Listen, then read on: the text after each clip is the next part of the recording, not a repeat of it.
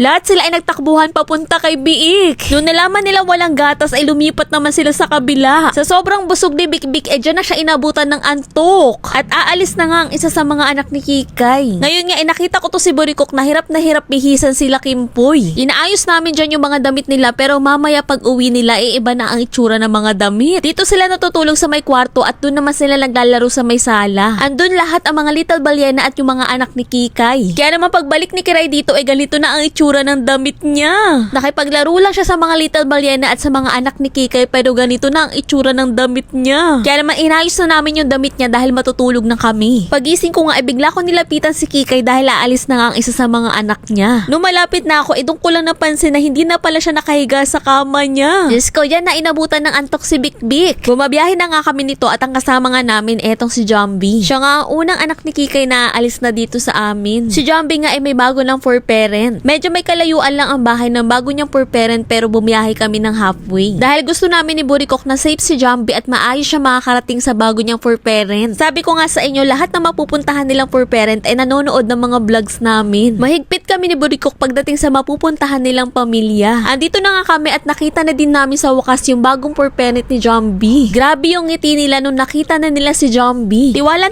kami ni Burikok na mamahalin nila si Jambi. At kayang-kaya nila ibigay yung mga needs ni Jambi. Dahil kapag naging for parent ka na, dapat ready ka sa lahat. Nagpaalam ako nito kay sir kung pwede siyang mabidyohan. Dahil gusto ko nga lahat na mapupuntahan nilang for parent ikilala nyo din. Kung gusto nyo ng update kay Jambi, i-follow nyo siya dito. Doon daw siya mag-update para hindi daw ako malungkot. Pero natutuwa din ako dahil nasa maayos na pamilya si Jambi. Dinala namin ni Burikok yung mga baon niya, lalong-lalo na etong shampoo. Dahil dyan kaya wala silang mga garapata. Bukod dun, eto pang isa sa mga baon ni Jambi, yung beef liver. Kung ayaw nyo maging picky eater sila, iyan na ang solusyon. Pag uwi namin, medyo nalungkot si Burikok. Sabi niya, nalulungkot lang siya dahil nababawasan na yung mga nangungulit sa amin dito. Kaya naman talagang sinusulit namin araw-araw habang nandito pa sila. Kaya naman imbis na magmukmuk kami dyan, ipinahiga namin si Kikay at si Biik. Dyan sila natutulog at yan talaga ang paborito nilang kama. Dyan din sila nagpapainom ng gatas sa mga anak nila. Sobrang tibay niyan dahil kahit sila si Yanil kayang-kaya. At dito namin nakita kung kanino ba talaga lumalapit ang mga anak nila.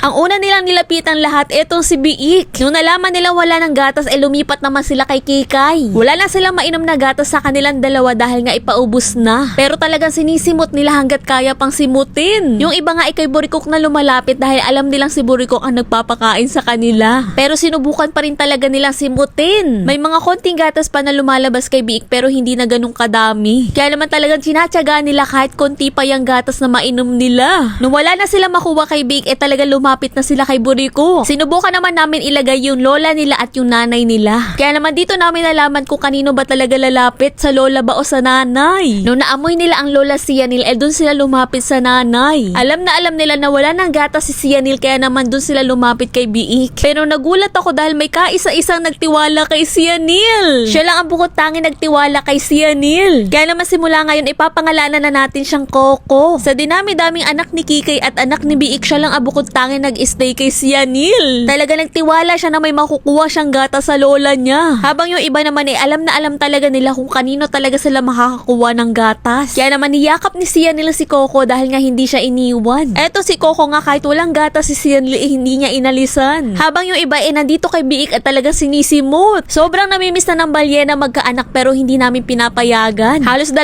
taon na din ang nakalipas nung nagkaroon ng baby si Yanil. Nagprepare na ako ng pagkain ng mga little balyena dahil wala talaga silang nainom na gatas sa nanay nila. Eto nga yung nilalagay ko yung beef liver. Dahil dyan talagang simot at walang tira ang pagkain nila. Kung picky eater din yung mga for babies nyo, nasa comment section ko saan mabibili yan.